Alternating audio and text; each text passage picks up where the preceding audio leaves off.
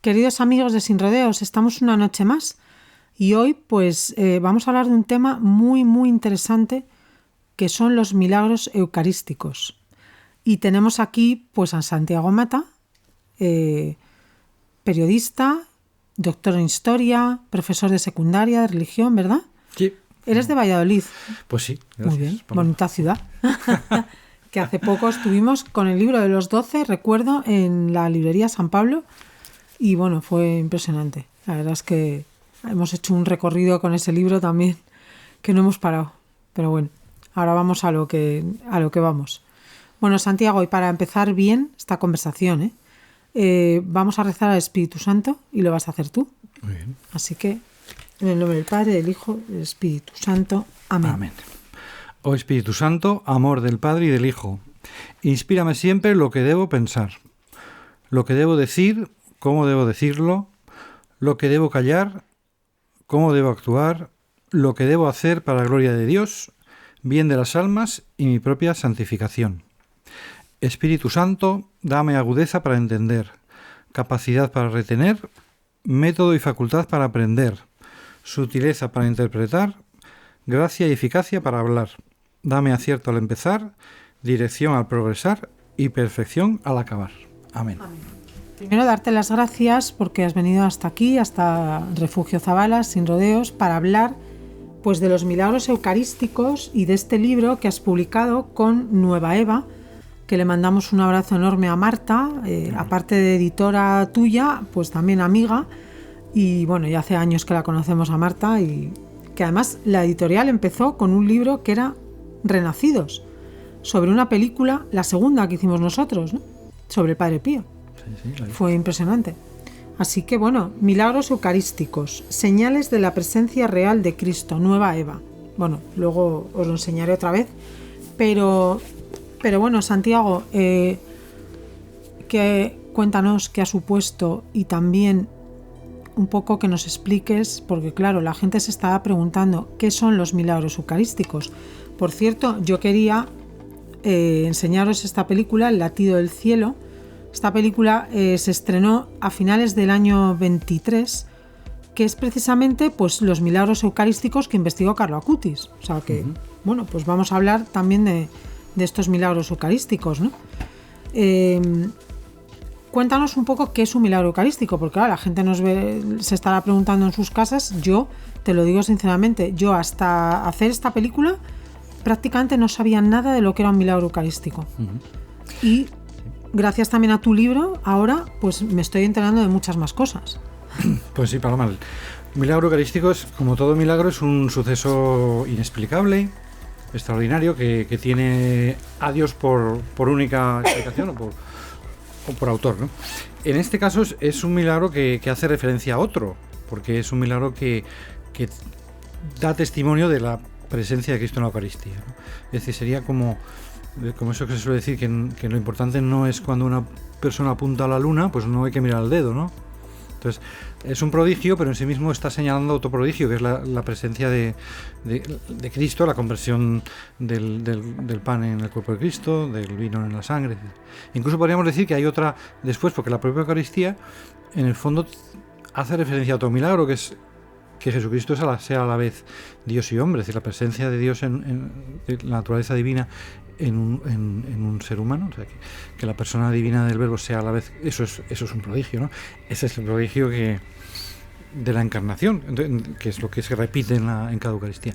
Pues eso sería un milagro eucarístico, un suceso por el cual normalmente puede ser que se ha transformado la propia materia eucarística, que parece pan o que parece vino, se ha transformado en carne o en vino o en sangre, o puede ser que una hostia, por ejemplo, haya sangrado, o que se haya visto preservada de algún fenómeno destructivo y de forma inexplicable, por ejemplo, de un incendio, que haya sobrevivido al incendio, o al agua, en una inundación, o a caer en el agua, y sin embargo no se haya destruido, o incluso al paso del tiempo. Hay hostias que llevan cientos y cientos de años y siguen estando frescas,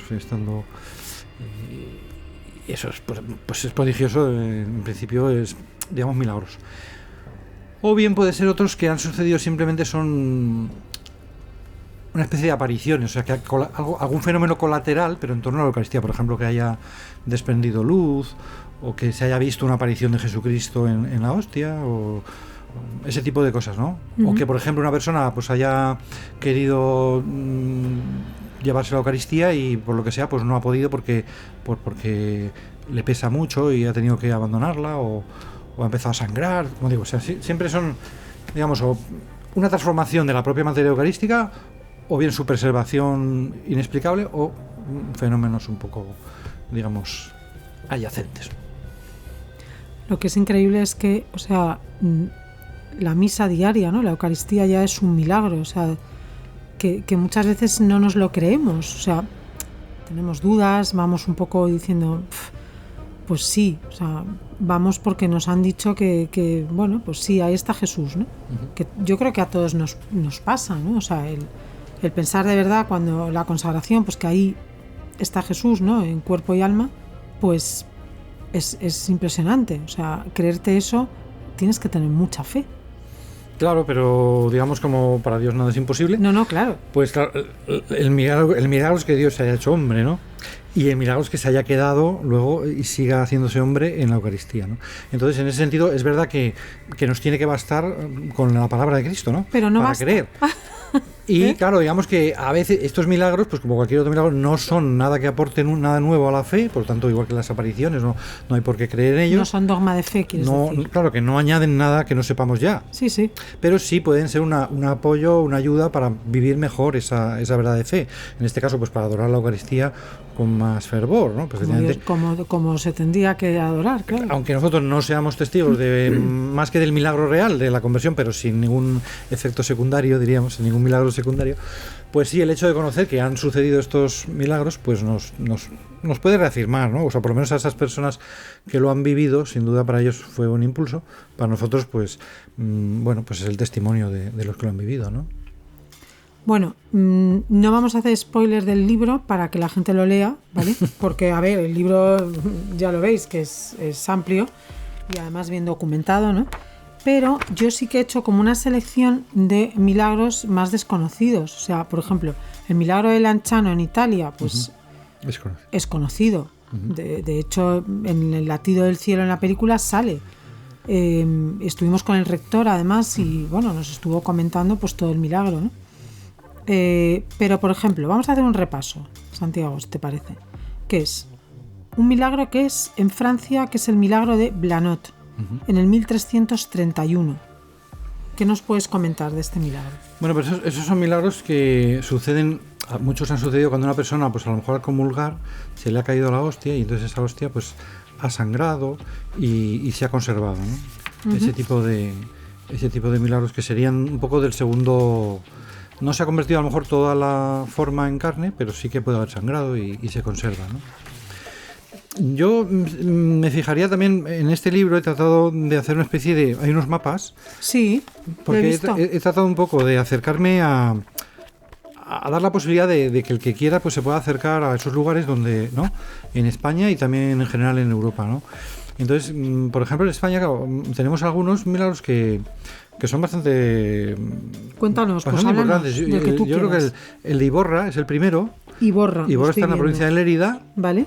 Y ese es un milagro peculiar porque ahí se convierte solamente el cáliz, empieza a brotar sangre del cáliz. Uh-huh. Son estos milagros en los cuales suceden por una duda, que un sacerdote ha dudado. Claro. Ha dudado de si esto realmente es y tal. Y entonces ahí de repente le empezó a brotar la sangre del cáliz, ¿no? Entonces, ese es un milagro muy interesante porque es el primero documentado. Tú has mencionado el de Lanciano, porque el Lanciano se supone que es en el 750 aproximadamente. O sea, ¿es el más antiguo Lanciano? Se supone, pero la primera documentación sobre Lanciano es de 1500 y pico, o sea, muy mucho tardía. Después. Claro, el primer relato así documentado. Entonces, en cambio, en el caso de Iborra, que es del año 1010, aunque supuestamente es casi 300 años posterior. Uh-huh. Sin embargo, tenemos documentación del año 1012, o sea, del año siguiente, o 2 años después. Fíjate. Porque el obispo de Urgel se fue inmediatamente con unos paños mojados en esa sangre que había brotado del cáliz y se fue a Roma a ver al Papa, para que le diera un certificado, por así decirlo, para que le diera una bula de que eso era un milagro y tal. aquí, claro, vemos para un poco... que diera fe de lo que había visto. Sí, y entonces efectivamente él vuelve de Roma, el obispo, con una bula, en la cual el Papa dice que esto ha sido un milagro, etcétera. ¿Qué pasa? Que esa bula se conserva una copia porque se guardó parte de esos paños, parte de eso que se había mojado en la sangre, se guardó en el altar, y en el año 1400 y pico, o sea, casi 400 años después, cuando se modificó ese altar, se sacaron esas reliquias y se hizo un relicario, que es el que actualmente se venera. Es decir, que tenemos ya esa documentación, que son copias, lógicamente, de la bula del año 2012, pero es una bula firmada por el Papa Sergio IV. El Papa Sergio IV murió en el año 1012, es decir, que prácticamente de las pocas últimas cosas que hizo sería esa bula. Con esto quiero decir que aunque lo que conservamos en Iborra es menos espectacular quizá que lo de Lanciano, porque en Lanciano se conserva la carne y los grumos de sangre, la verdad es que es impresionante. Aquí se conserva simplemente unas telas mojadas que dicen que es la sangre de Cristo, pero no se han analizado para sacar el ADN, no sé qué, porque están, digamos, muy deterioradas. Pero sí consideramos documentación muy inmediata, ¿no? Cosa que en Lanciano no se conserva. Por eso digo que aunque, claro, dices... Claro, para nuestros criterios de hoy día, poca comprobación es que me digas que un papa ha dicho que eso es un milagro, porque ¿qué prueba tenía el papa para decir que este paño que me traen? O sea, tuvo mucha fe en el obispo. Totalmente. Por eso quiero decir que estos milagros no están analizados con los criterios, digamos, forenses que hoy día exigiríamos para que una prueba sea una prueba judicial, ¿no? Pero hay que estar cada cosa en su época. Claro, hay que ponerse en el siglo XI, en el año 1010, pues al Papa le bastó que viniera un obispo del fin del mundo, porque imagínate tú, desde Roma, lo que sería la diócesis de Urgel, Iborra estaba en el frente de los moros, con los moros, era la frontera con los moros, sería el fin del mundo. Entonces, que te venga un obispo a decirte, mira lo que ha pasado, pues el Papa le creyó, así no va a venir aquí a darme aquí un... Claro, no necesitaba más. ¿Qué hace aquí un obispo del fin del mundo a venirme a contar esto? Pues, pues le creyó. Pero claro, con los criterios de hoy día, pues a lo mejor te puede parecer que hay pocas pruebas. Por eso digo que a veces hay... los milagros a veces tienen pruebas que pueden ser más o menos llamativas. Los más modernos, pues tienen pruebas más... Pero volviendo a lo que te decía, en España tenemos que sería el primero en toda la historia en cuanto a documentación inmediata y que se conserve en materia y se conserve la referencia de esas bulas. Pero tenemos también, pues, otro también... En el año 1300, en torno a 1300, tenemos también otro en Ocebreiro, que también se puede visitar.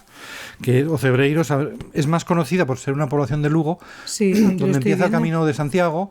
Todo el mundo sabe que ahí empieza porque en los años 80, 90 del siglo pasado, a finales de los 80 me parece, el párroco del pueblo, o en los 90, tuvo la idea, así casualmente, la gente le preguntaba, cuando empezó a aumentar las peregrinaciones a Santiago, pues le preguntaban mucho cómo se va a Santiago, dónde está el camino, tal.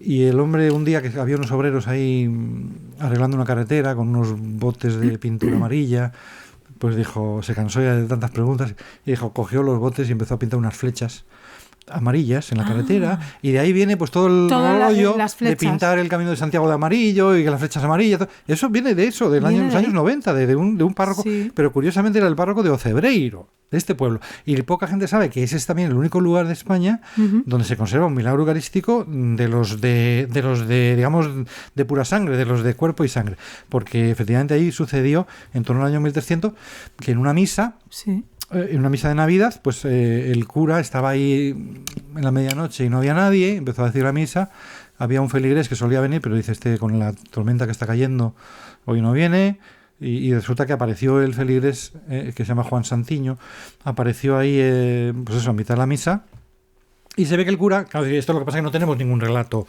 en este caso del cura de primera mano, pero es la tradición, ¿no? Sí, pero es lo pues que se ve que el sacerdote, pues dijo, este pobre hombre se ha jugado la vida para venir aquí a misa, aquí en medio de un vendaval, de un temporal de nieve tremendo, y total, ¿para qué? Pues para ver aquí un trozo de pan, un poco de...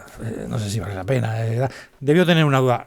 Claro, no sé exactamente en qué términos, pero se ve que el cura, pues debió dudar, y en ese momento se convirtió la hostia en carne y el cáliz, o sea, el vino en sangre. Y por ese lugar pasaron los reyes católicos en 1480 y pico, que fueron a Santiago unas cortes, y a la vuelta veneraron las reliquias del milagro, y les dieron como donativo, dieron unas joyas para guardarlo bien, unos frasquitos, y entonces actualmente ahí tienes en esa iglesia de Santa María de Ocebreiro, que es una iglesia muy antigua, románica o prerrománica, muy pequeñita, muy bonita, y ahí tienes en el altar lateral, ahí tienes la reliquia, en unos frasquitos, en un frasquito la reliquia del cuerpo, o sea, de la carne, y en otra reliquia la de la sangre. Fíjate. Con un angelito encima del frasco de plata y tal, y es donado por los Reyes Católicos. Claro, a veces yo pienso, si se difunde mucho, a lo mejor va un desgraciado y lo roba, porque está la cosa tan poco protegida, el pobre cura de la parroquia, claro, bastante tiene con atender a toda la gente que pasa. Bueno, pero tengamos fe. Claro, por eso te quiero decir que buena parte, obviamente estos libros de milagros eucarísticos no lo van a leer los ladrones, espero, y por otra parte los ladrones... Dios quiera.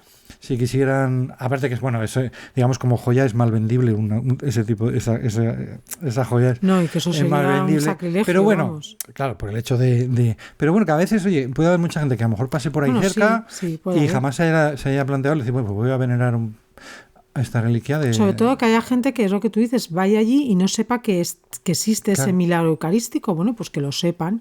Que además es como también muy simbólico que vas de camino a ver al discípulo, claro, a Santiago, pues empiezas el camino viendo al maestro. Total. Que está allí. O sea, te recibe, vamos, Jesús mismo. O sea que es, aparte de que luego vayas a misa y lo que sea, ¿no? Pero es como, pero sin embargo, pues no se ha explotado suficientemente esa realidad. Está claro. Por eso digo que yo con este libro también quería... Por ejemplo, sí lo han dado mucho bombo. Por eso te decía que yo quería hacer un mapa donde la gente pueda ver plásticamente... Eso está muy bien. Por ejemplo, los Reyes Católicos, fíjate que ellos también hicieron ese tipo de peregrinaciones, porque ellos han pasado tanto por este milagro como por el de Daroca, que también es muy conocido. Otro milagro más también. Daroca es muy conocido en Aragón. Está ahí en la provincia de Zaragoza. Es otro lugar donde también estuvieron los Reyes Católicos venerando los corporales, que llaman, y también la reliquia donde se conserva el relicario, donde se conserva la reliquia, también es donado por los Reyes Católicos. Y también dicen que es con oro del primer oro que se trajo de América. O sea que ellos siempre procuraron mostrar su fe, donando para estos milagros. Lo mejor para nuestro Señor Jesucristo, pues. Entonces, el milagro de Daroca es un milagro también que anticipa la procesión del Corpus. ¿No? Daroca es Zaragoza, ¿verdad? Daroca, Zaragoza. Pero es un milagro que anticipa la procesión del Corpus, que es la primera procesión del Corpus en España.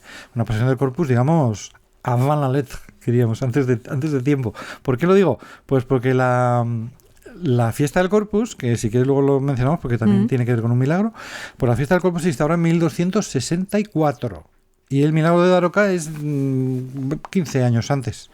¿Y cómo sucede? Pues sucede en Valencia, en una localidad que es el Castillo de Chío, que ahora mismo no está habitado, donde hubo una batalla. Entonces, antes de esa batalla los cristianos celebraron misa y resulta que en medio de la misa les atacaron los moros. Entonces el sacerdote, porque ya había consagrado y él ya había comulgado, pero las hostias que tenía para dar a comulgar a los capitanes, no podía dar a comulgar a todos los soldados, pero había consagrado 6 hostias para los capitanes de la tropa. Pues las envuelve en un corporal y las pone debajo de una piedra para hacer la batalla y después recuperarlas, ¿no? Para que no las profanen los moros en caso de ser derrotados. Pues lo escondió, porque si son derrotados en la batalla, ¿qué pasa con esto? Resulta que vencieron la batalla. Entonces él fue a remover la piedra y se encontró que las hostias habían sangrado. Esto ya te digo, pues es 1249 más o menos, o 40 y algo. Pues desde entonces, fíjate, pues son 800 años ya lo que se conservan, ¿no? O pues casi. ¿Y qué pasa? Incluso en la propia batalla ya él, porque hubo otra escaramuza, que volvieron los moros al ataque y tal, pues ya el propio cura mostró el corporal a la tropa para enardecerles a combatir y total. Que al final del combate, como gente piadosa que era, dijeron, ¿y ahora qué hacemos con estas formas que han sangrado? Pues no las quisieron consumir. Dijeron, ¿y a dónde las guardamos? No las podemos dejar aquí en Tierra de Moros, porque esto estaba al lado de Valencia. Se tenían que volver a Aragón. Y dice, ¿qué hacemos? Entonces lo echaron a suertes. Pero las 3 veces le tocó a Daroca, porque eran básicamente de Teruel, de Daroca, y ahora mismo no me acuerdo la tercera localidad aragonesa de donde venía la tropa principalmente. El caso es que siempre recayó la suerte sobre Daroca. Pero los otros no eran muy cabezones y no aceptaban el resultado de los dados. Y entonces a alguien se le ocurrió decir, pues mira, vamos a coger una mula, pero una mula de los moros, no una mula de los cristianos, porque si pues una mula de los cristianos va a volver a su pueblo. Vamos a poner una mula de los moros que no conoce la tierra de los cristianos, le vamos a poner la arqueta con el corporal encima y a ver a dónde va. Y donde vaya ahí se queda. Fíjate. Entonces, ¿qué pasa? Que la mula esta empezó a andar y por eso digo que es la primera procesión del Corpus, porque iba todo el ejército, los curas, Madre mía, qué detrás de la curioso. mula, rezando, cantando, himnos eucarísticos, en fin. Y fue durante, yo creo que 7 días o prácticamente 70 leguas o 60 leguas, 300 kilómetros, desde el castillo de Chío hasta Daroca. Efectivamente, la mula se paró en Daroca y a los pies de la muralla y ahí se quedó. cayó la mula muerta porque muerta. le ofrecían en los pueblos entrar al pueblo, la gente de los pueblos cuando se enteraba, y la mula seguía camino. Total, que después de muchas vueltas paró en Daroca y ahí se conserva esta reliquia. Bueno, con esto quiero decirte que a veces los milagros eucarísticos no sabes, siempre están para reforzar la fe, para recordarnos que la Eucaristía pues se debe tratar bien, que está Jesucristo ahí, que hay que venerarla, adorarla. Pero específicamente en este siglo XIII, los milagros eucarísticos sirvieron para que se promulgara o se estableciera la fiesta del Corpus. Porque, bueno, y las procesiones del Corpus en este caso. Claro. Es decir, para que haya una veneración de la Eucaristía más allá de la misa, que no sea solo adorar a Cristo en la Eucaristía y comulgar y comulgar con mucho respeto y tal, sino también después, pues no simplemente meter la Eucaristía ahí, ¿no? sino ir a adorarla. Y esto tiene mucho que ver, como digo, con la fiesta del Corpus, porque hay un milagro eucarístico que sucede a las puertas de Orvieto, donde estaba el Papa, ¿verdad? Uh-huh. El Papa Urbano IV, que es el que había sido ya testigo, porque él era de los Países Bajos. Entonces aquí hemos puesto en el mapa Bolsena y Orvieto. ¿Por qué? Porque él era flamenco y había vivido no en Lovaina, sino en Lieja, ¿vale? En Lieja, que está en Bélgica, pues está Santa Juliana. Santa Juliana es una religiosa que se le aparece, tiene unas visiones. No es un milagro eucarístico, pero es un milagro que ella ve la luna y ve que le falta un trozo. Esto es en torno a 1210. Madre mía. 1210. Entonces, fíjate, se solapa la época en que se define el término de la transubstanciación, el dogma. Sí. Porque el dogma de la transubstanciación se obliga se establece en el concilio cuarto de Letrán, en 1214. Pues fíjate, un poquito antes, en 1210, parece que Dios está pidiendo un poco más. No te conformes con definir que en la Eucaristía se produce este cambio y se llama transubstanciación y que esto hay que creerlo y tal, sino... Entonces, ¿qué le pasaba a Santa Juliana? Que tenía una visión de la luna, que le faltaba un trozo, y Dios le decía que es que a la Iglesia le falta una fiesta en honor de la Eucaristía, para exaltar la Eucaristía como tal. Entonces ella va a pedirlo al obispo, lógicamente, en Lieja. Entonces ahí mismo no hay prodigios eucarísticos, pero sí que el obispo de la zona, por fin en 1246 ya establece la fiesta del Corpus. Pero solamente en esa zona, en ese pueblo, en Lieja, que está en Bélgica. Por eso te digo, aquí se solapa, 3 años después es lo de Daroca, también, o sea, que dice que otro milagro que también... Y luego ya definitivamente en 1263 es el milagro de Bolsena, que es un sacerdote un alemán que va de peregrinación a Roma y de camino en Bolsena, pues el hombre dice misa, él venía atormentado porque tenía dudas sobre la Eucaristía, sobre si realmente esto es el cuerpo de Cristo, tal, si no sabía, entonces no sabía o dudaba, en fin, y iba a peregrinación a Roma con la esperanza de que Dios le fortaleciera su fe y le hiciera, le confirmara en la fe y no tuviera esas dudas. Pero total, que estando en una misa en Bolsena se le convierte, le sangra la forma, se convierte en carne y tal. Y el hombre pues da parte, o se entera el Papa que está al lado, en Orvieto, que es una ciudad pues muy cercana, 20 kilómetros solo. Y el Papa dice que se lo traigan, que quiere. Y entonces el Papa sale al encuentro de esas formas, cerca de Orvieto. Por eso digo que también hay una especie de procesión, desde que le traen a los pies de la ciudad y entra en la ciudad con él. Es como una procesión del Corpus. Y ahí el año siguiente es cuando el Papa Urbano IV establece la fiesta del Corpus. O sea, por eso decir que la fiesta del Corpus tiene todo un sentido. Es como si la hubiera empujado Dios mismo a que se estableciera. No procede de arriba de la Iglesia, sino que es un fenómeno, viene como de fuera, que sea como si hubieran presionado al Papa como si Dios mismo hubiera pedido. Y es curioso. O sea que son, digamos, los milagros más que tienen como un objetivo más claro, que parece que Dios ha querido que se adorara la Eucaristía de una forma especial, que un día concreto y todo eso. Entonces, te digo, Urbano IV ya lo conocía porque como era de allí, había estado en la curia diocesana, diríamos, más que en la curia, en la catedralicia. Había sido, pues, si no decano, pero, en fin, uno de los sacerdotes de la catedral de allí de Lieja. Entonces ya él conocía esta movida, esta cosa de que parece que hay una santa que anda diciendo que hay que hacer una fiesta. Claro, cuando le sucede al lado de donde él está, ¿no?, un milagro, pues él ve como una señal de que hay que hacer esa fiesta. Que tiene que hacer, pues eso, iniciar esa fiesta del Corpus Christi, sí. ¿No? Y además la fiesta del Corpus Christi es la primera fiesta que establece el Papa para toda la cristiandad. O sea, es la primera que tenemos constancia de que un Papa diga, en toda la Iglesia tiene que ser fiesta este día, tal. Es la primera vez. Por eso hay una especial vinculación entre la Eucaristía y el Papa, entre la unidad de la Iglesia que se fundamenta en el Papa, y también la unidad de la Iglesia que se hace en la Eucaristía, donde se hace la comunión, ¿no? Entonces, pues ahí, bueno, eso ya es un poco interpretación, ¿eh? Yo no, obviamente nadie puede decir por qué suceden los milagros, ¿no? Pero vamos a hablar, bueno, es que son muchos aspectos, ¿no?, que según vas hablando, pues voy pensando, ¿no?, y se me van ocurriendo. Bueno, hay más milagros eucarísticos. O sea, por ejemplo, en España uno de los últimos es el de Paiporta, ¿no?, en 2024, ¿verdad? Claro, este es un milagro que lo hemos incluido porque efectivamente acaba de pasar en la Dana. La Dana y lo que pasó. De Valencia, de Paiporta, en el sitio, en el punto cero, ¿no? Total. Paiporta es la localidad más conocida.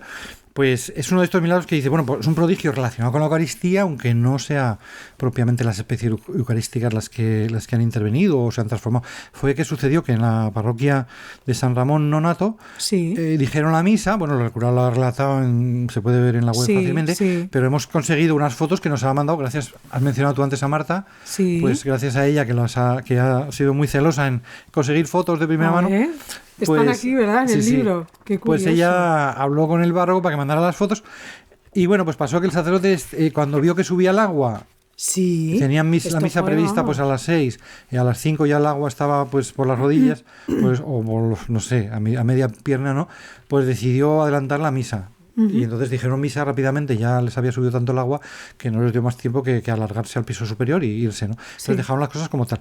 ¿Y qué pasa? Que al volver de la riada, sí, bajaron y se encontraron, pues lo que sale aquí en la foto, que se encontraron que la sacristía estaba con esa raya del agua que había llegado pues hasta 2 metros, ¿no? Sí. Y sin embargo, como pasa en la foto inferior, pues el cáliz y la patena, bueno, el patena y el corporal, en fin, todo lo que estaba encima del cáliz no se había mojado. Y menos manchado. De todo lo demás estaba todo manchado, de barro, tal, y sin embargo no se había ni caído por el agua, ni mojado, ni ensuciado. ¿No? Entonces, bueno, ¿qué pasa? Que esto dices, bueno, pues es un milagro. Pues oye, a ver, también podría ser que el cura... Hombre, casualidad no es. También podría ser que el cura nos la pegara y quisiera, ¿entiendes? Que dice que no hay, es lo que te decía antes, que no tenemos una cadena de custodia, no tenemos una cámara de vídeo que ha filmado cómo se inundaba aquello, cómo luego bajaba el agua. Pero ahora sí tenemos, entonces, a Marta en este caso, que se ha ido a Paiporta, sí, y ha hecho estas Pero que te tienes que fiar del cura, porque el cura también ha podido coger otro cáliz y darte el cambiazo, ¿me entiendes? No, claro, pero por eso te decía que estos milagros requieren una cierta, si lo quieres creer bien, pero nadie se lo obliga a creer. Que sí, que no es dogma de fe, está claro, obviamente, Santiago, pero oye, no es casualidad. No, fíjate tú, ahí ya es lo que te decía, que los milagros no puedes saber por qué ocurren, pero cuando tú ves este contexto dices, pues resulta que en esta parroquia contaban en el programa de Ana Rosa Quintana, que no es que sea 13TV, que no es una televisión católica. No, que quiera que es Telecinco. Exactamente. Pues fíjate tú, que en este programa salía, ella entrevistaba pues una superviviente y tal, y ella contaba, pues mira, a mí y a otras 5 mujeres nos salvó el párroco de San Ramón, porque estábamos ahí en la plaza que se estaba inundando, y él desde arriba nos abrió la puerta y nos salvó, y la pobre mujer contaba que su madre había muerto, o sea que no era broma, es una calle que se inundó por completo. Entonces, claro, qué casualidad que este sacerdote, que en medio de la riada, el hombre hace el gesto de salir ahí a asomarse y rescata a 6 mujeres que se estaban prácticamente ahogando, y las rescata, las mete en la iglesia, y luego a ver, que no te digo yo que a veces los milagros eucarísticos pues son como un premio que Dios dice, oye, pues mira, te has portado bien, que no quiere decir que a todo el mundo que se porte bien luego le va a pasar esto, ¿no? Bueno, Dios quiera, ¿no? Porque cada uno Sí, lo puede pero, ver como quiera. Lo importante es que... No hay que ver para creer. Claro. Pues, pero es verdad que todos somos un poco Santo Tomás. Pero que a veces no es... A ver, que tenemos que ver para creer, es así. Entonces, ¿verdad? Los milagros no suceden ni porque el hombre sea un santo ni un pecador, simplemente suceden porque suceden. Bueno, porque Dios a veces dice, Dios, pero si es que tenéis una venda, o sea, no veis que estoy aquí. Claro, bueno. Pues por eso a veces yo creo que se hace presente. Claro, por eso digo que también ¿no? otro detalle, que es decir, que Dios también está presente en los momentos de más angustia, de más dificultad en la vida. Dios también nos acompaña, quiere a veces dejar una huella de que Él nunca nos ha abandonado. Uno puede pensar, fíjate, aquí ha muerto tanta gente, Dios nos ha abandonado. Pues no, Dios no te ha abandonado. Y la prueba de ella, pues... Una prueba. El mal existe, el bien, y bueno, pues. Ya, pero que aquí es un fenómeno natural y oye, pues a veces han sucedido. Por eso, a veces estos milagros que suceden con un incendio, se incendia una iglesia, se destruye todo, y sin embargo, pues a veces. Bueno, ya te digo, nunca se puede saber por qué suceden los milagros, pero en parte. Yo recuerdo cuando lo de Paiport, o sea, cuando lo de Darna, que entrevistamos a Sergio y a Encarna, que contaban su historia, fue brutal. O sea, se salvaron milagrosamente, nunca mejor dicho, y ellos que vivían en Paiporta, además.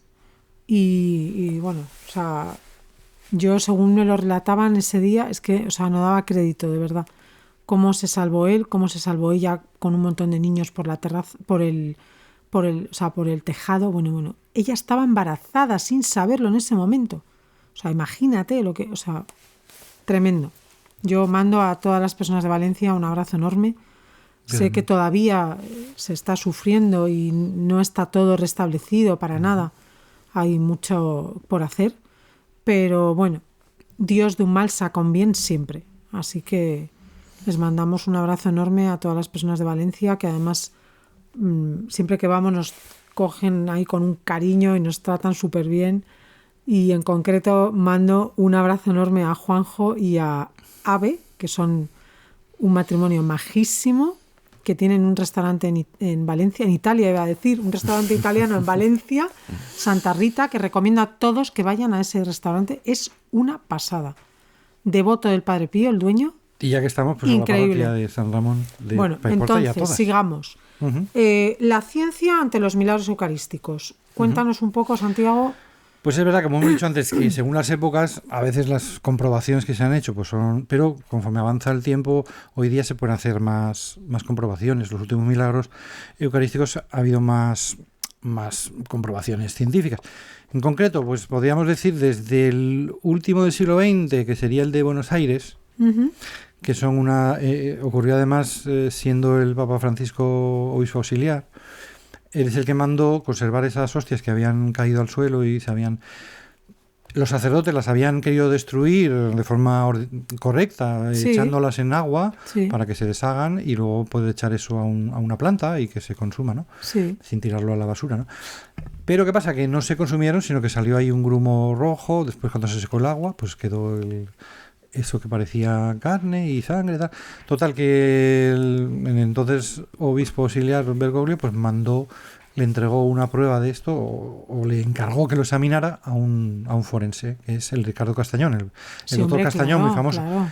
Que entonces él era ateo y todo eso. Sale en esta película El latido del cielo, Ricardo Castañón. Claro, él ha contado muchas veces cómo eso para él supuso su conversión al catolicismo.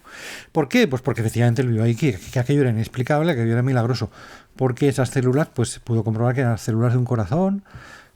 Bueno, él además ni siquiera se fió de su propio criterio, sino que lo llevó a un forense norteamericano súper prestigioso, el doctor Zugibe, que era una eminencia tal, dice él que había hecho 10.000 autopsias, o sea, que es un tipo que lo sabe todo de cadáveres, ¿no? O de cuerpos, ¿no? Total, que le lleva, sin decirle de dónde procede, una muestra de eso que ha extraído. Y el doctor Zugibe le dice, todo sorprendido, le dice, a ver, esto que usted me ha traído son células de un miocardio, de un corazón, que ha sido sometido a una tortura tremenda, que ha sido muy estresado, que está muy... En fin, no sé exactamente cuáles son las huellas del estrés o de la tortura en un corazón, pero sobre todo lo más curioso y chocante es que está vivo. O sea, que esta muestra, cuando se ha extraído, estaba viva. Qué fuerte. Porque tenía glóbulos blancos. no solamente glóbulos rojos, sino blancos. No solamente tenían músculo y células musculares vivas, o sea, vivas, que no se han corrompido, sino que tenía glóbulos blancos que desaparecen como mucho en un plazo de media hora después de la muerte. Es decir, que es imposible que tú... Claro, cuando él le dijo, pues mire usted, esto se ha extraído de una hostia que llevaba 5 años en agua, metida Dios en agua, mío de mi vida. que el agua no es un conservante para glóbulos blancos, desde luego, pero ni siquiera para tejidos humanos, que lo destruye todo. Claro, el doctor Zugibe ha tenido la honradez de no quitarse de en medio, de no decir, pues yo me escaqueo, ¿no? Él ha dicho, yo certifico. Él decía que el corazón es my business, ¿no? Yo sé de lo que hablo, el corazón es lo mío. El corazón es lo mío, a mí tú me vas a decir tú lo que tengo yo delante. Entonces él dice, pues esto es inexplicable. Si usted me dice que procede, entonces cuando le dijeron esto procede de una hostia que se ha consagrado en la misa, ¿no? Se quedaría petrificado, ¿no? Él, que no era por supuesto cristiano, dijo, bueno, pues mira, a mí me da igual de dónde procede. Yo lo que certifico que esto es un corazón, estas células de un corazón, de un miocardio, que ha sido torturado, que ha sido asesinado, que ha sido, bueno, pero que estaba vivo en el momento de que usted me entregó la prueba. Y había pasado. Entonces ese tipo de pruebas científicas son contrastables, están ahí, ¿no? Están ahí. Como digo, el Lanciano, por ejemplo, se conservan las células, que ya es mucho para una cosa que sucedió hace 1300 años. Pues ya es mucho que se conserven las células sin corromperse, ¿no? Pero es que en estos milagros se conservan incluso, como te digo, glóbulos blancos. Que dices, bueno, esto es que es muy inexplicable. Fuerte eso, ¿eh? Y tenemos en el siglo XXI ya, tenemos otros 3 milagros de este tipo que también se han estudiado, que son el de Tisla en México. Tisla en México, que es verdad. Muy parecido, donde también se ha comprobado que, pues lo mismo, que el tipo de sangre AB, todo eso. Bueno, eso tampoco es necesario. Uno podría decir, bueno, coincide con la sangre que aparece en la Sábana Santa y todo eso, ¿no? Pero no tendría por qué, porque como es el cuerpo de Cristo resucitado, a lo mejor al resucitar cambia de grupo sanguíneo o no tiene grupo sanguíneo. Es decir, que nosotros tampoco podemos ponerle normas a cómo tiene que ser. Estamos hablando del cuerpo de Cristo resucitado, porque la Eucaristía es el cuerpo resucitado. Por eso no tiene por qué estar sometido a las mismas leyes, porque a veces se compara pues eso con restos del cuerpo de Cristo que hay en la Sábana Santa, sangre, etcétera, o en el sudario de Oviedo. Pero bueno, en estos casos que se ha podido recuperar el tipo, es cierto que el tipo sí es AB, el tipo de la sangre AB. Y luego en Polonia, pues hay eso es lo que te iba a decir. Hay otro enigma que es el ADN mitocondrial. Sí. En Legnica. En Legnica, sí. Es que una cosa que ha sorprendido mucho, claro, que en todos estos, aunque se ha conservado las células, o por ejemplo los glóbulos blancos, que ya es una cosa muy milagrosa, en ningún caso se había podido extraer ADN. Claro. No se había podido, y entonces decía, bueno, ¿por qué? Porque puede ser porque se ha destruido en ese proceso, no se ha conservado por las malas condiciones de conservación, claro. Es que los milagros eucarísticos no pasan, no es que dice, que va a haber un milagro, ven aquí y consérvalo bien. Claro. No, nadie lo sabe. Lo han sometido a un proceso de destrucción, pero no se ha destruido. Y entonces es cuando ya reaccionan y dicen, vamos a conservarlo. Pero ya puede que haya sido demasiado tarde para algún tipo de pruebas. Sin embargo, bueno, pues sí que hay de estos 2 milagros últimos de Polonia, que uno es en un extremo, ¿verdad? En el extremo más cercano a Alemania, que es el Legnica, y en el extremo más cercano a Bielorrusia, que es Sokółka. Pues el de Sokółka tiene la peculiaridad, es más antiguo, es del año 2008. Tiene la peculiaridad Sokółka que ahí lo que han analizado los doctores es la unión entre las células vegetales, o que parecen vegetales, para nosotros es el cuerpo de Cristo, pues sí. Pero que hay, claro, ahí ven carne y ven pan. Y resulta que las células vegetales están unidas a las células animales, que son humanas, son también de un miocardio, o sea, en ese sentido no hay nada nuevo, coincide con todo, pero ellos se han fijado en esa unión y entonces perciben que no están puestas encima unas de las otras, no es que sea un pegote de pan, no es que sea un bocadillo de salami que dices pones un cacho de pan, le pones un cacho de carne, no, tampoco hay un pegamento, así que hay una continuidad entre el cereal, ¿no? el pan y la carne, no hay pegamento entre medias.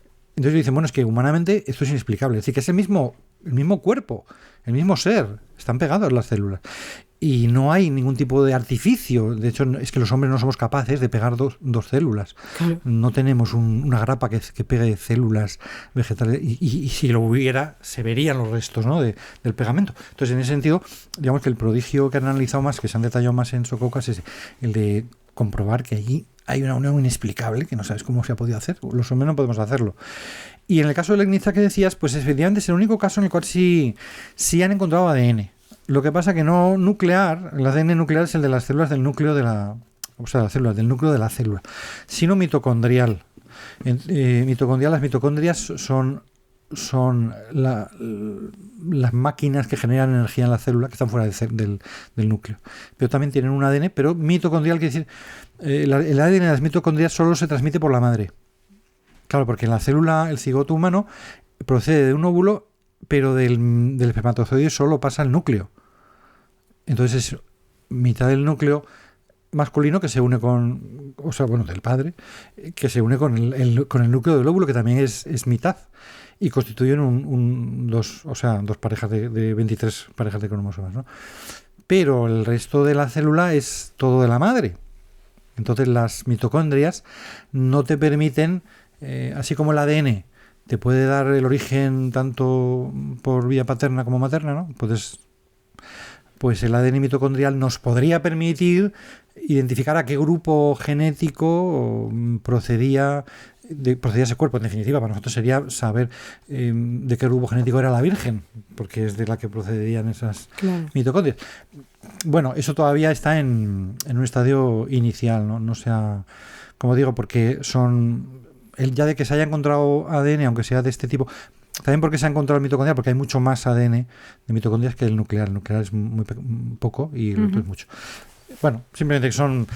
Esto es lo que decía antes del dedo. Que dices, si te fijas mucho en el dedo, te olvidas de que te está señalando el auténtico milagro de la presencia de Cristo.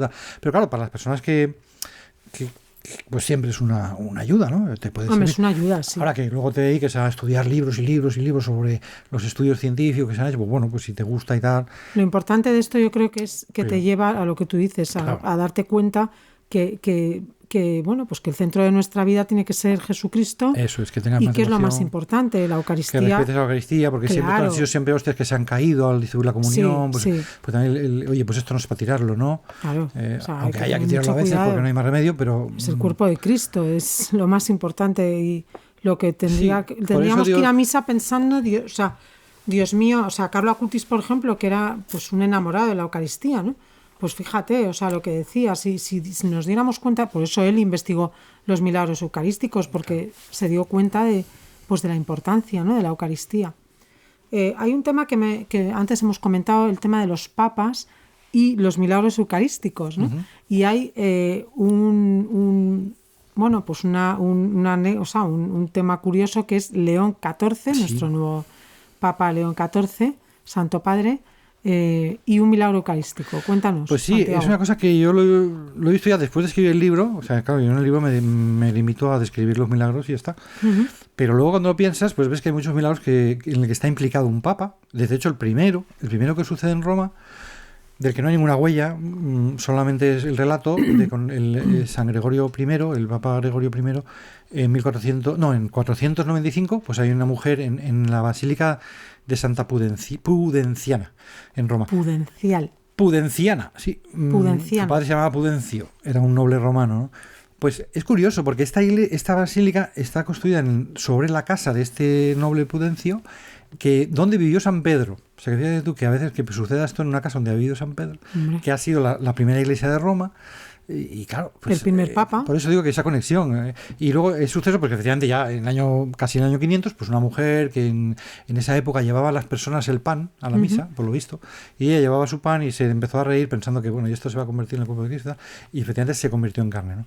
Y bueno, queda el relato, de eso no se ha conservado nada, como a lo mejor a diferencia de otros sitios, ¿no? Uh-huh.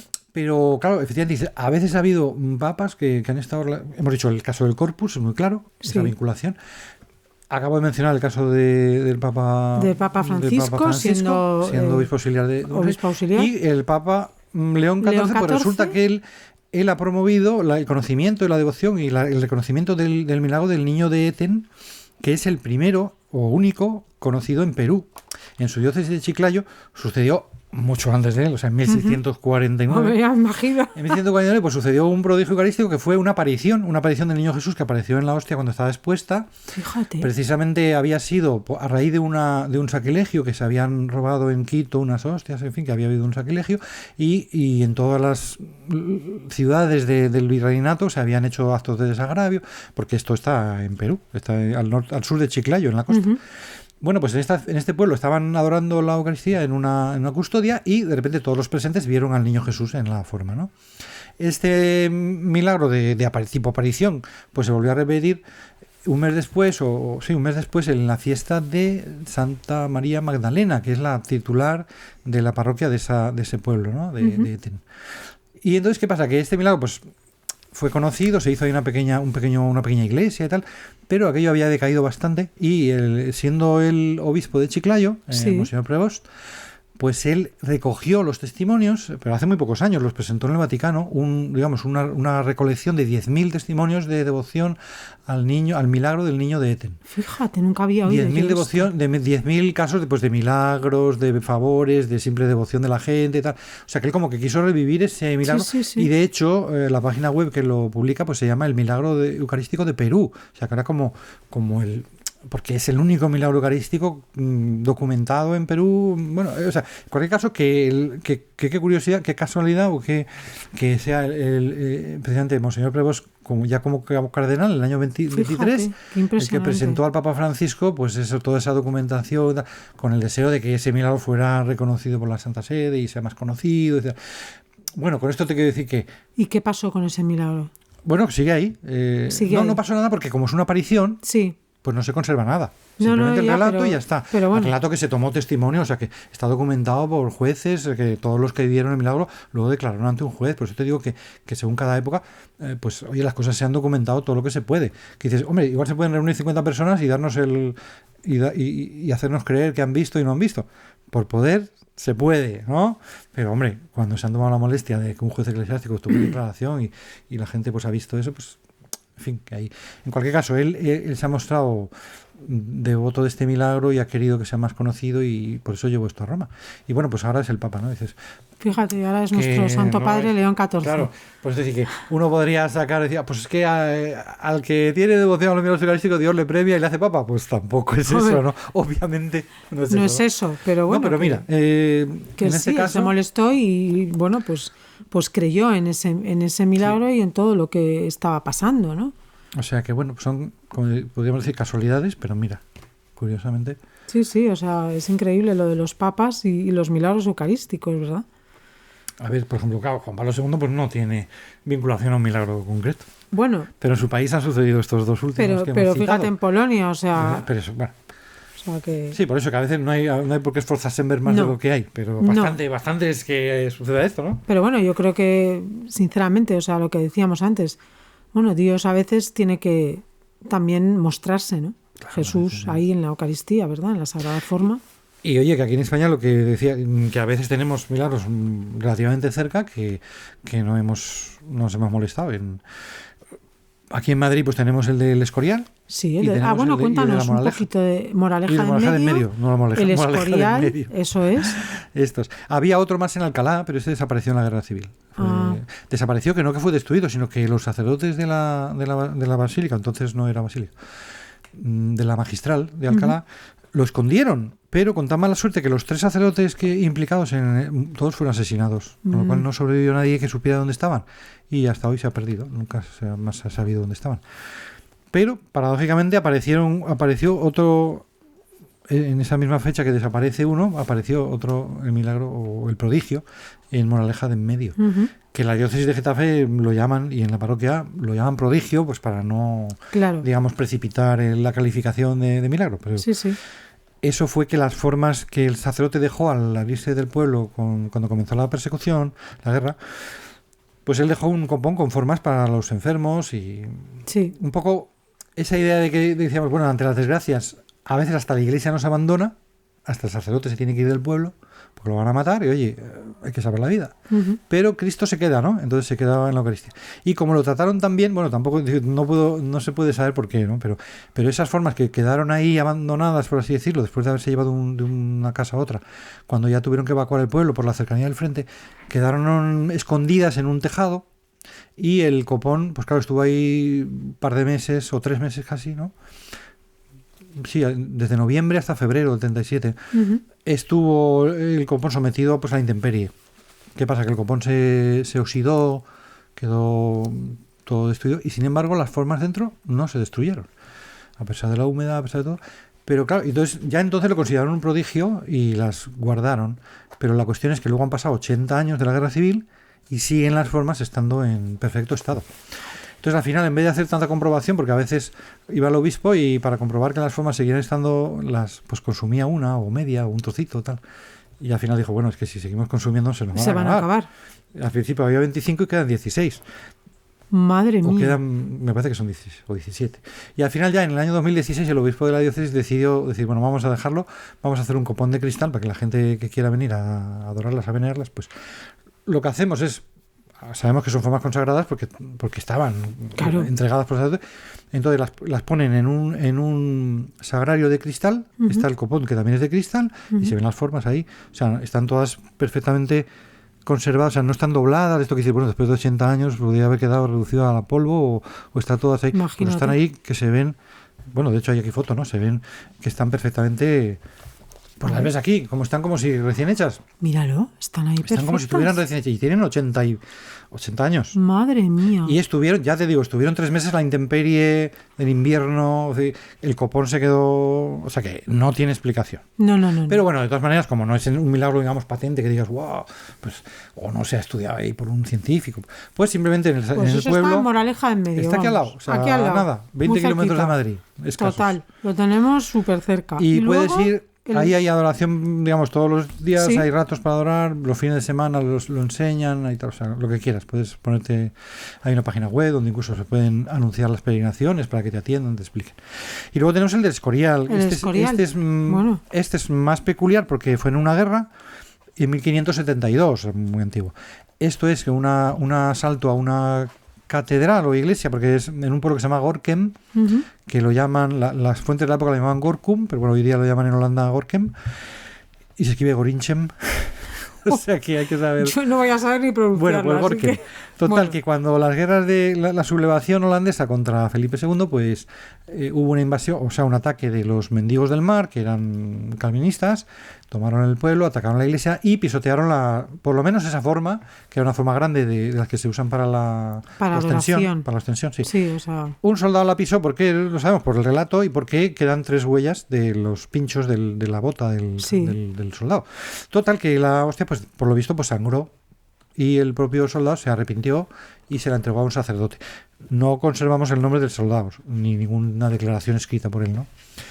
Ahí también entonces, ¿qué pasa? Que esa hostia la llevaron luego los militares del ejército español a Viena, y de Viena, pues uno de los capitanes o lo que fuera se lo mandó al rey Felipe II, y el rey Felipe II se lo entregó a los monjes del Escorial.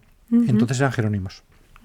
Pero Felipe II, fíjate tú también lo respetuoso que era con la conciencia en fin, que no quiso obligar o él mismo no estaba seguro de que fuera una hostia consagrada. Dice, yo no estoy seguro de que a mí me han mandado esto de Viena, pero vete tú a saber.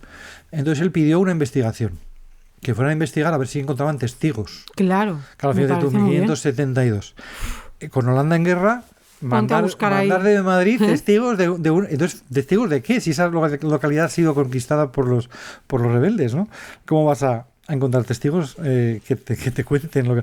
Bueno, de hecho, claro, otra de las cosas que sucede es que claro, yo no sé si precisamente, porque fíjate cuántos sacrilegios se cometerían en esa época de la época de Lutero, cuántos sitios, pues cantidad. ¿Y por qué precisamente sangró de esta forma, no? Pues bueno, ¿sabes qué pasó? Que en Gorkum hubo también martirios, porque también estos mendigos del mar que se llamaban, pues capturaron a un convento de franciscanos, y capturaron a 19 franciscanos, o no sé si 19, 20, en fin. Capturaron a los franciscanos y le dijeron, a ver, o renegáis de la fe católica o os ahorcamos. ¡Ole! Entonces, de los 19, 2 renegaron y 17 no renegaron y los ahorcaron. Mártires. Y son mártires y están beatificados y canonizados, son los mártires de Gorkum. Entonces, fíjate, bueno, yo veo ahí una coincidencia, decir, bueno, pues mira, la hostia sangra porque también el cuerpo de Cristo sangra, también la iglesia pues ha sangrado. Bueno, es una interpretación, ¿eh? Ya. No se puede... Simplemente que... Pero fíjate que Felipe II, al no recibir confirmación y no tener más datos, pues no quiso, digamos, obligar a que se adorara de esa forma. Y simplemente la forma se guardó allí en el Escorial, en el relicario, pero no se le adoraba más que en ocasiones, con aniversario, había una fiesta pues en el aniversario del suceso, etcétera. ¿Qué pasa? Que esto fue hasta Carlos II. Y Carlos II... que es un monarca que pasa por ser muy, muy tonto, casi inútil, casi el hechizado le llaman, en fin. Es verdad. Un desastre. Pues él era un hombre muy devoto a la Eucaristía. A lo mejor es por eso, por lo que le tratan tan mal, ¿eh? No lo sé. Pues a lo Bueno, mejor. a lo mejor conocéis un cuadro que se llama La adoración de la Sagrada Forma, que es una cuadro en el que se ve a Carlos II de rodillas adorando una custodia. Pues esta custodia es la de esa ¿Es forma. esta? Es esta forma, porque se ve en la custodia que tiene los 3 agujeritos. Aquí también hay foto. Entonces, ¿qué pasa? Que la cuestión es que en esa época, pues él reavivó esa devoción porque tenía mucha devoción a la forma y tal, y la adoraba y tal. O sea, le hizo una capilla. En la sacristía del Escorial, Sí. bueno, hubo también ahí un suceso, que es que el monasterio fue profanado. Hubo unos nobles que querían quitar al valido de la reina regente. El rey debía ser jovencito. Y entonces quisieron derrocar al valido y le persiguieron por todo el monasterio del Escorial durante 3 días hasta que lo encontraron. Se había escondido el hombre ahí en alguna esquina. Ay, Y después de 2 días de andar ahí con las espadas por los pasillos, lo encontraron. Afortunadamente no lo mataron, pero lo deportaron a Filipinas. Lo metieron en un barco a Filipinas. ¡Hala! Bueno, pero claro, el prior del monasterio se enfadó, claro, lógicamente, porque habían profanado el monasterio con armas y tal, Claro. y los excomulgó. No a cualquier persona, hermanastro del rey, el que había promovido todo el acto era el virrey de Aragón, o sea, era un hermanastro del rey. Bueno, pues los excomulgó. Y ellos, todos orgullosos, reclamaron al Papa, oye, ¿qué es esto que aquí nos esté excomulgando aquí? Y reclamaron porque les había puesto una penitencia de que tenían que construir una capilla en el monasterio. Total, que el Papa confirmó la excomunión y dijo que sí, que tenían que construir una capilla en penitencia. Tal. Bueno, ¿qué pasa? Que estos nobles o no tenían dinero o no se tomaron muy en serio la penitencia. Pues el caso es que el rey Carlos II dijo, pues lo voy a hacer yo. Y entonces es cuando él Cargó convirtió... con su... Sí, con los pecados de sus con los familiares. pecados de los otros. Por eso digo que a pobre Carlos II lo tenemos muy... No sabía yo esto, ¿eh? Pues sí, en la sacristía del Escorial, él convirtió el fondo de la sacristía en una especie de ábside con un altar, y ahí puso, para adorar la forma, una custodia que estaba hecha con un reloj que le habían regalado. O sea, él transformó un reloj grandioso lo convirtió en custodia. ¡Hala! Y puso esa custodia ahí. Y hizo un cuadro, que es el cuadro que se conserva ahí, que es el Claudio Coello, La adoración de la Santa Forma, Sí. que si vas a la web del Museo del Prado y buscas eso de la adoración de la Sagrada Forma, encuentras una copia, porque en el Prado hay una copia hecha 100 años después. O sea, el cuadro auténtico está hecho a finales del 17 y hay una copia a finales del 18 que es idéntica. Bueno, pues ese cuadro de Claudio Coello está ahí y se utiliza para tapar la custodia. O sea, que la custodia estaba ahí permanentemente, pero no se adoraba permanentemente, sino que estaba tapada por el cuadro. Y cuando se iba a adorar, lo que había un mecanismo, y sigue habiendo un mecanismo, que bajaba el cuadro al sótano. El cuadro bajaba al sótano y dejaba descubierta el altar y la custodia. O sea, un invento increíble. O sea, entonces, creíamos que estamos inventando ahora cosas y estaban pues ya más ahí que inventadas. tenían... Madre mía. Pues este artilugio, entonces se hacía de vez en cuando... Pero cuando más auge tuvo la adoración de la Sagrada Forma del Escorial fue en la restauración, porque en la desamortización de Mendizábal quedó abandonado el Escorial y desaparecieron los jerónimos para siempre. Y en la restauración fue en 1875-76, pero hasta el 85 no se restauró la vida monástica en el Escorial. Y vinieron los agustinos. Desde entonces están los agustinos, no están los jerónimos, ¿no? Porque ya no hay jerónimos. Ya son agustinos. Claro, los jerónimos desaparecieron con la... Como de donde es... son agustinos, sí. León como XIV, Santo Padre León XIV es agustino. Pues sí. Entonces, fíjate, vinieron los agustinos y en la restauración ellos hicieron como razón de ser de monasterio la adoración de la Sagrada Forma. De manera que todos los días la llevaban a la nave central del monasterio y había siempre dos monjes de turno adorando la Eucaristía. Y a veces la adoraban también de forma más solemne en la custodia de la... Total, más guerras, ¿no? Por la guerra de independencia los franceses roban la custodia original, pero no roban la hostia porque está escondida en algún lugar hábilmente y no la destruyeron. Luego tenemos las guerras carlistas, también vuelven a haber todo tipo, pero no se destruye. La guerra civil, ahí sí que en la guerra civil mataron a son mártires del Escorial, creo que 67 o 69 de los agustinos, o sea, prácticamente toda la comunidad fue masacrada, fue martirizada. Pero ahí sí que sobrevivió uno de los que había escondido la forma y sabía dónde estaba y se recuperó. ¿Qué pasa? Que hubo que hacer otra custodia, tal. Y en los años 40. Fíjate, todavía en los años 40 hay un robo, en el año 42, roban en la sacristía del Escorial y se llevan la custodia, pero el ladrón o ladrones tuvo la suficiente devoción a la Eucaristía, o respeto, no sé si devoción, porque no se llama la devoción, de dejar ahí en un paño o en un la forma. O sea, no se quiso llevar la forma, se llevó la custodia, que no se volvió no se encontró, la custodia robada y desaparecía. Entonces ya a partir de entonces, cuando ya los agustinos deciden guardar la forma en una caja fuerte, claro, y no volverse a jugar. Por eso te decía yo al principio que a veces, milagro que siga ahí. Que a veces el conocimiento de estos milagros y de estas joyas pues puede tener la inconveniente de que la gente las roba, ¿no? Pero bueno, en el caso ¿qué pasa? Que después de la posguerra se fue perdiendo esa costumbre de adoración que tenían los agustinos y actualmente solo se adora un día al año, el último domingo de septiembre. Porque es en torno a la fecha de San Miguel. Ah, bueno, claro, 29 de septiembre San Miguel. Era la fecha, en torno a esa fecha se celebraba el traslado de la custodia, en fin. En cualquier caso, como ellos han pensado, bueno, pues si Felipe II tenía dudas y no sabía si esta forma era la auténtica y tal, pues nosotros tampoco vamos a obligar a tal. Entonces, como que se ha cambiado un poco, aunque ha habido ese periodo que te digo de la restauración, en el cual se adoraba todos los días, tal.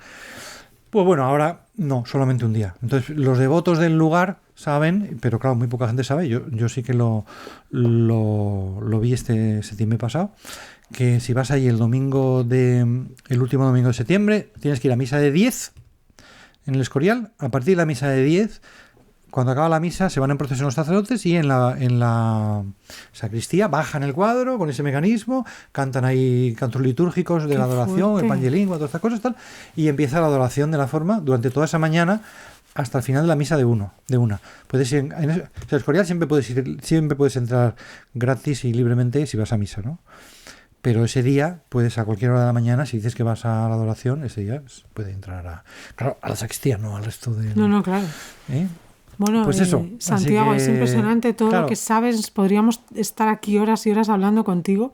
Pues por eso sí que... Pero para terminar, a mí me gustaría que me digas un poco, bueno, qué ha supuesto también para ti el investigar estos milagros eucarísticos y cuál ha sido el que más te ha impactado, ¿no?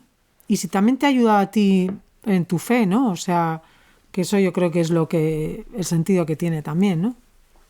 Pues sí, yo, a ver, no tengo ninguno favorito, la verdad. No tengo ningún bueno, no favorito, pero alguno que más creo que te haya llamado la atención, ¿no? O que más te haya impactado, ¿no? Por ejemplo.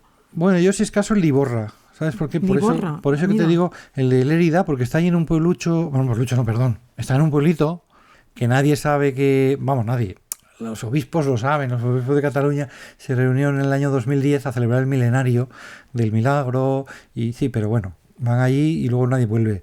Entonces, que refleja un poco ese abandono de que, oye, Dios ha hecho por nosotros cosas prodigiosas y en cada Eucaristía hace el prodigio de venir a meterse ahí a convertirse el cuerpo en pan y nosotros cómo le pagamos, ¿no? Con el olvido, con el... Pues sí. Y luego también, pues, quieras que no, también el caso de Moraleja, pues me llama mucho la atención, porque es también un caso así como muy discreto, porque no han salido llamas, ni fuego, ni luces del copón, ¿no? Muy humilde, ¿no? Pero es como también muy curioso como a veces, pues nosotros vamos a comulgar y prácticamente no ha pasado ni un minuto después de que el cura nos ha dado la bendición y ya nos estamos largando. Y sin embargo Jesucristo se queda en la Eucaristía por siglos. Y si no comulgamos, esas formas que a lo mejor han quedado sin comulgar, pues se quedan incorruptas, como si estuviera esperando el momento de la comunión. Y a veces uno dice, no, pues fíjate tú, ¿no? Yo lo que he, incluso materialmente, esta forma que yo he comulgado de una forma que si yo no la he comulgado, ¿cómo la he aprovechado, no? Dices, a lo mejor lo he aprovechado, he rezado un par de Padres Nuestros y ya no ha servido más que para un minuto de devoción y luego ya se ha esfumado. Se ha esfumado. Y esta hostia podía haber quedado aquí para la adoración durante siglos y siglos, podía haber estado gente... Entonces, está mal aprovechado, ¿no? Y a veces ha habido épocas de la Iglesia que la gente no comulgaba por esa conciencia de la indignidad, de yo no lo voy a aprovechar. Pero bueno, Dios prefiere. La comunión está hecha para comulgar. Claro. Totalmente. También pero es verdad que efectivamente para comulgar bien, ¿verdad? Sí, está en gracia de Dios, ¿no? Todo esto, los milagros eucarísticos, su cosa más relevante es que han servido para la fiesta del Corpus, ¿no? Hemos dicho, sí, ¿no? Qué curioso, para que no nos olvidemos que la Eucaristía no está solo en el momento de la misa, que sí es el momento esencial y por eso se convierte en sangre en el momento de la misa, se convierte para que sepamos lo que pasa, el sacrificio. O sea, para la Iglesia, que digamos que la Eucaristía son 3 cosas, ¿no? El sacrificio, comunión, pero también presencia permanente, permanencia física de la presencia. Entonces las 3 cosas son importantes. Por eso te digo que yo no me quedo con un solo milagro, porque es importante que, obviamente, que el pan se convierta en el cuerpo de Cristo, porque es el sacrificio por el cual que renueva o reactualiza su muerte, y si no hubiera muerto Cristo no vale. Pero no es solo la muerte de Cristo, es también su resurrección, es también que comulgamos el cuerpo resucitado y nos da la vida. Por tanto, la comunión también es algo esencial en la Eucaristía. No está solo para sacrificarse, está también para que sea comulgado, porque nos viene a dar la vida. Cuando lo prometió, Jesucristo no prometió voy a daros un pan que os perdonará los pecados. No, voy a daros un pan que os dará la vida. La vida eterna. Si no coméis mi cuerpo no tendréis vida. O sea, por lo tanto, ¿entiendes? La Eucaristía son 3 cosas a la vez. Y la tercera cosa es la que más ha pasado desapercibida, porque como Cristo no dijo, sí, dijo yo estaré con vosotros todos los días, pero no especificó, estaré en el pan y tenéis que adorarme en el pan, o sea, en la Eucaristía. Eso no lo dijo tan expresamente, y los cristianos como que durante 1000 años, pues claro que sí que hubo gente que adoraba la Eucaristía, pero no eran tan conscientes. Entonces por eso la fiesta del cuerpo es como si Dios dijera, oye, que me he olvidado de deciros que hagáis una fiesta de esto, que esto es muy importante, que la Eucaristía no es solo la misa, no es solo la comunión, también es la presencia que hay que adorar, porque eso también te aporta en tu vida. Por eso digo que son 3 cosas. Pero las 3 son importantes, ¿no? Entonces, y a mí, sobre todo, si algo me llama más la atención es eso, cuando, sobre todo este último aspecto de las hostias que son incorruptas, que dices, bueno, y esta hostia la podía haber comulgado una persona y habría desaparecido, y sin embargo se ha quedado aquí, 500 años lleva ya, por ejemplo, las del motín de la trucha en Zamora. Esas son unas que muchas por hablar, ¿eh? No, esto es por hablar de milagros en España. Este es un milagro que pasa completamente desapercibido, porque estas hostias se conservan en un monasterio de monjas y nadie las visita, más que las monjas. Y de vez en cuando, cada 10 años, el obispo de Zamora va a visitar. Entonces, como diciendo, a Jesucristo no tiene prisa y lleva 2000 años, y en una de estas hostias que milagrosamente no se consumen o no se destruyen, puede estar ahí cientos de años, como si estuviera esperando, dejándonos claro que está ahí esperando que la adoremos y tal. Pero también es verdad que esa hostia, cuando se confeccionó, se hizo pensando en que alguien la comulgara, ¿no? Claro. No se hizo pensando que va a estar 200 años. No. Nunca. Nadie ha pensado, voy a hacer un pan especial que dure 200 años. Pues no. Por lo tanto, todas se confeccionan para ser consumidas. Claro. Entonces, eso yo creo que sí, personalmente, cada uno dice, oye, yo cuando comulgo, oye, que esto es algo muy fuerte, ¿no? Pues sí. Aunque sea solo por ese detalle de esto, si yo no lo hubiera comulgado, podría haberse quedado aquí 500 años. Por eso yo creo que, bueno, pues para ir terminando, ¿no? Para darnos cuenta, pues que lo más importante, que nos demos cuenta que cuando vamos a misa, pues ahí está Jesús, y que está pues con su cuerpo y su sangre, y que seamos conscientes de lo que tú decías cuando termina la misa, pues no salir pitando, no sé, que tengas una urgencia, que no te quede otra, pero que, no sé, se intente uno pues quedar en ese recogimiento, en dar gracias y en pensar que llevas a Jesús dentro. O sea, eso es. Que es el momento más importante de tu día. Así que bueno, Santiago, yo te agradezco muchísimo que hayas venido aquí a Sin Rodeos, y bueno, pues yo animo a que las personas pues lean este libro, Milagros Eucarísticos, con Nueva Eva, así que de Santiago Mata, recomendable 100%. Y bueno, pues nada, mucho éxito a vosotros, Paloma, con tu libro, y gracias de verdad otra vez por venir. A vosotros. Así que bueno, queridos amigos de Sin Rodeos, pues ya sabéis, igual que también nos lo decía el beato Carlo Acutis, pronto será santo, Dios quiera, en esta película, El latido del cielo, también, que él investigó esos milagros eucarísticos, ¿verdad? Pues que seamos conscientes, ¿verdad? Cuando vamos a misa, pues que nos demos cuenta de verdad quién está ahí, ¿no? Que es, bueno, pues nuestro Señor Jesucristo, que tiene que ser el más importante en nuestra vida, ¿no? Y el centro. Así que, bueno, pues queridos amigos de Sin Rodeos, muchas gracias por estar aquí, y que Dios os bendiga a todos.